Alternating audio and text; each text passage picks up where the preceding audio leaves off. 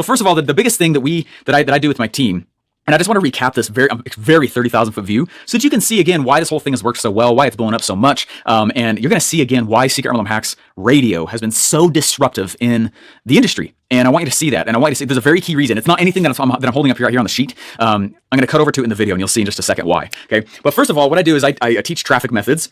And I send the traffic to something that is not necessarily free, but somewhat cheapish, right? It can be cheap. It can be up to $1,000. It can be up to $10,000. Honestly, the price doesn't totally matter.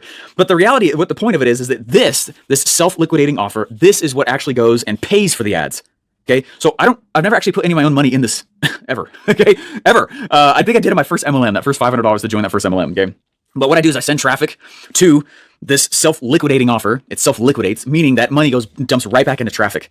Okay, and you're like, well, Steven, that doesn't make any money. I don't care. The reality is what I want to do is I want to get the other thing that I get, which is a buying list. I want to get the customer list. I want to get the list of buyers. I want to get the people that have opted in for this. The list is the asset. Then what I go do is I approach them and say, hey, why don't you come join my downline if you want to? And if you're a good fit, go through this little tiny application process, and then we'll get you on the phone, and we have automated training.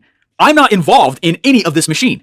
Okay, and that's part of the magic. And there's a lot of people that have pulled this off. It's not just me anymore. That's what Secret MLM Hacks taught. Okay, is let me teach you traffic that doesn't really involve you. In fact, there's one part that really does. And I'm doing it right now, okay? Publishing, okay? Then let's go create some cool products that are cheap for whatever price point you're comfortable with, and we're gonna send paid traffic to it. Not your MLM product, to the thing that you made. On the back of that, you're gonna get a list, and then you're gonna approach them to join a downline. Still not involved. I'm not involved with that at all, okay? Then we're gonna jump on the phone, not me. I kick those leads to the people in my downline that are the killers that I've realized like, oh, you'd be really good as a closer. Do you want me to send you free leads? The only requirement is you have to call them within like really fast every time I send them to you. I'm like, oh, all right. Guess what? I automated the notification to that person. And it's actually a group of, I'd say maybe 10-ish people now. And in my downline, and it rotates sending leads to all those people. So I'm not doing it. Okay. Then what does that do? That grows my team, man. And I'm not actually involved in it. Last, the training piece. That's why I have a whole program that is just for my downline called Hack MLM. And it walks them through their first 30 days inside my MLM. Okay. Now I'm telling you all this because I just want to recap real fast on why this has been such a big deal. Why I worked and hacked the MLM model. I love what I do. It's super fun. I love it. When I first got hired by Russell Brunson, I was a good funnel builder, but I was not really a marketer. And so I was really good at building funnels, but I was still largely broke because money is the byproduct of marketing, not a product. Oh, write that on a t-shirt, staple to your face, okay? Because that's a big one, okay? I was a good funnel builder, I was a bad marketer. So I was his funnel builder at ClickFunnels, Russell Brunson's. What? Oh my gosh, can you imagine? That guy was top in 2 MLMs at the same time in his life. Like, that's insane, all with the same power of the things I'm teaching. Where do you think I learned a lot of it, all right? But what I was doing is I was just hustling, and I was just learning, and I was putting things together, and I realized all these different things, and my brain just turned on when I left college, even more than it had.